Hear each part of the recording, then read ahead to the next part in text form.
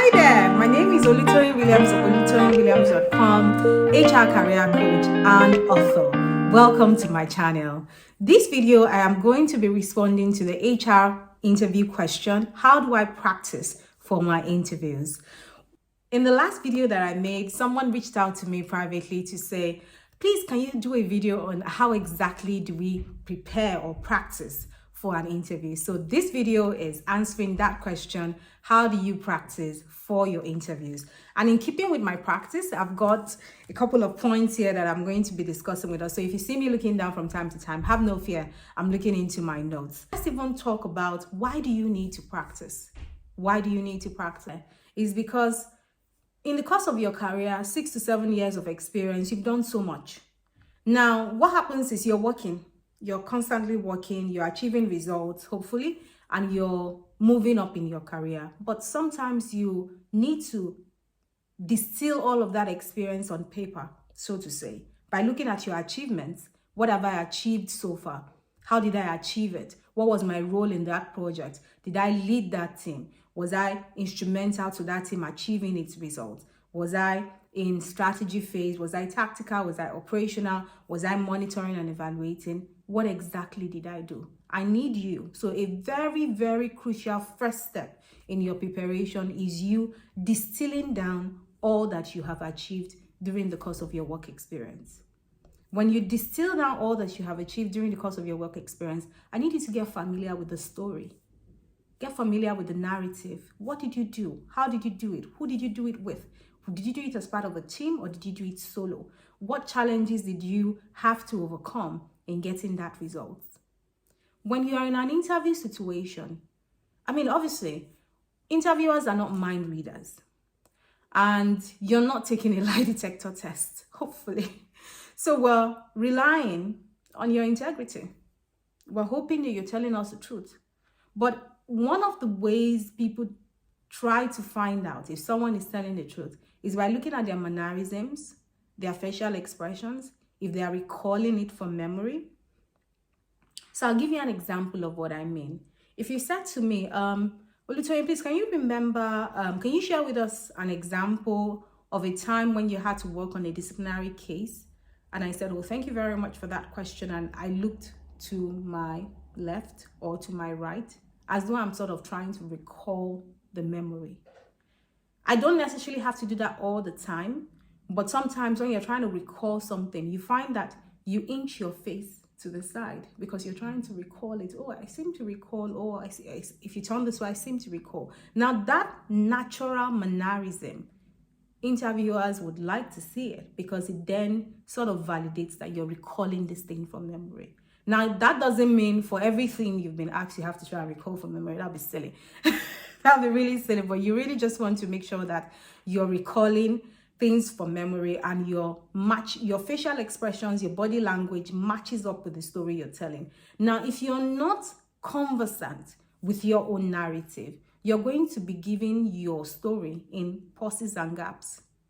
And that doesn't make for a good storytelling. Imagine if during the course of this video, I had done so many pauses and gaps. Of course, if I've done that, I'll edit it out. But imagine if I had done so many pauses and gaps that you feel like, I'm not even sure if she knows what she's talking about. So when you give those pauses and gaps, what it indicates in the minds of whoever is listening to you is that you lack the capability, or you're not being genuine, or those stories aren't yours. Now, those are not the questions that you want your interviewer to be thinking about. So you need to take time to distill on paper all that you have achieved that is in relation to this job or this role that you're positioning yourself for. So that's point number one, distill it on paper. Point number two, you have to get used to repeating your story out aloud. Why do I say that? How you recall something in your mind is different from how you say it. Those are two different things.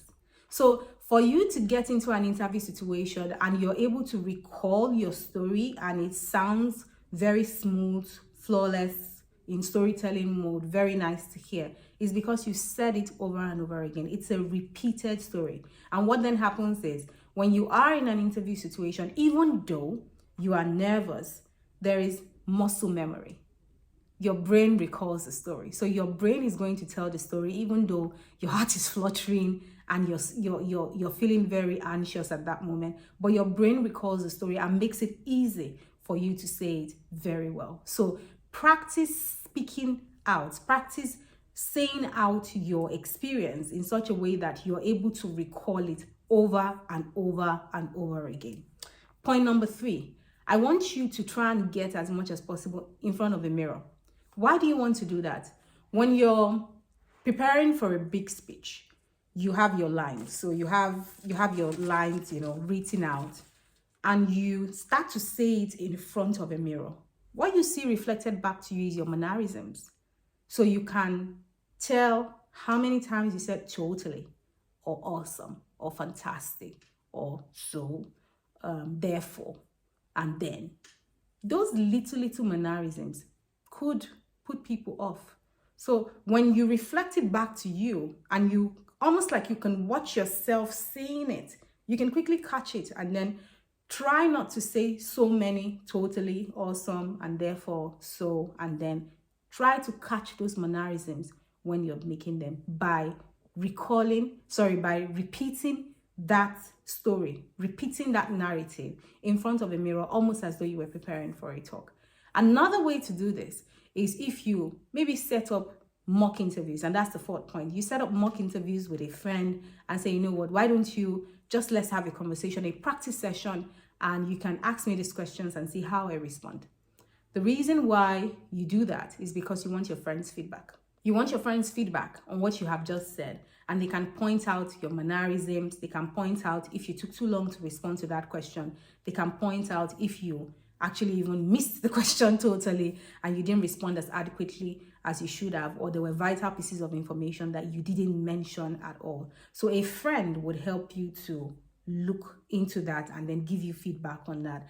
But again, some people might say, oh, I haven't got anyone who I could do that with. And that's why you then find HR career coaches like me who help you prepare for your next interviews as part of the services that I offer to my coaching clients.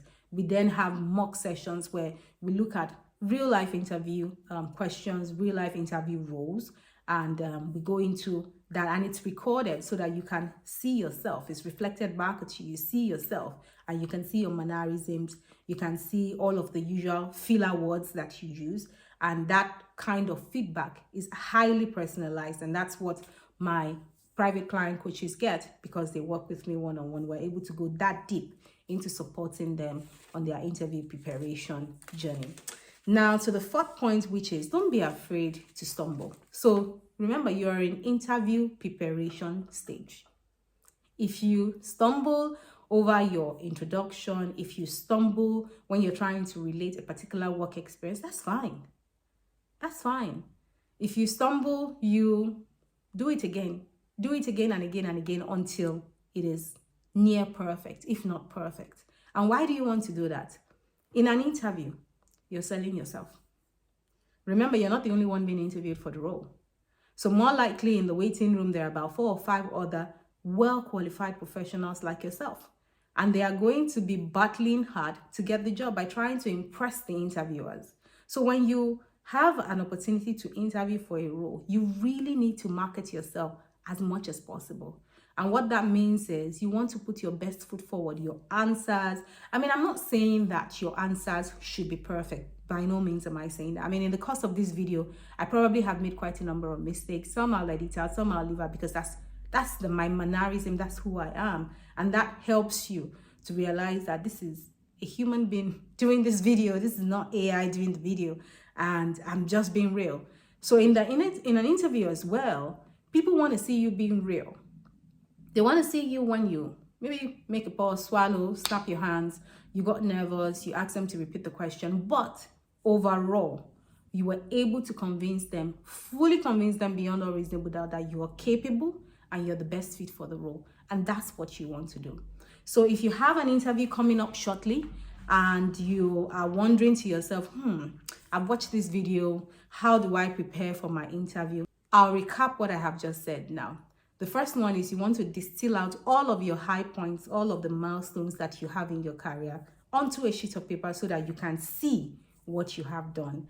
And in distilling that into paper, you're going to identify what role did you play in the project. Were you lead? Were you supporting? Were you evaluating? Were you part of a team? Did you do it solo? Those are the things that I want you to extract out. Now, the reason why you're extracting that out is that you're going to be able to then extract out the story behind the project, the challenges you faced while on the project. How did you surmount those challenges? Those bits and pieces makes for a great storytelling within the interview, because you're then able to convince the interviewer that you actually did this job. So that's the first part. Distill everything into paper. The second part is practice speaking out loud. Practice speaking out loud because you can then help train your brain and get the benefits of muscle memory. So what? When you're in an interview situation and the question is being asked and you want to recall that particular story, you can recall that particular story even if you're nervous. Your brain will help you to recall it. You can say the story using your muscle memory, and you would be able to thrill the interviewers to see that you're very knowledgeable and capable on what you're being interviewed for. The third part is get a friend or get a mirror, so that when you practice in front of a friend or you practice in front of a mirror, you can easily see reflected back to you your mannerisms, the filler words you use, your body language. Maybe you were supposed to be smiling but you had a frown on your face. Just little things that would help to validate the veracity of your storytelling. You will find that reflected back to you, a friend that can give you feedback. And alternatively, you can reach out to me, because we also offer interview preparation coaching for our coaching clients, where we go really deep in supporting them to get one-on-one feedback on their interview preparation and really significantly improve their chances of getting the job.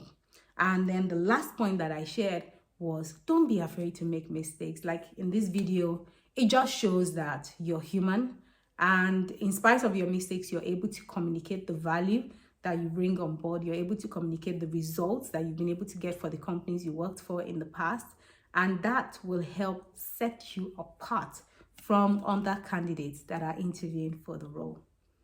We have come to the end of this video, and I really hope you found it helpful. If you have further questions, please comment below. I am more than happy to take your questions to either create more content for you or respond to you in person. Anything at all that would help you get closer to your dream HR job, I would love to support you with it. Just before you leave, please don't forget to like, don't forget to subscribe, don't forget to share this video with friends so that they too can see it. Grab my link, my freebie, in the description box below so that you can be a part of my community. And within my community, you can reach out to me for much support. Thank you so much. Until I come your way again, do take care. Bye.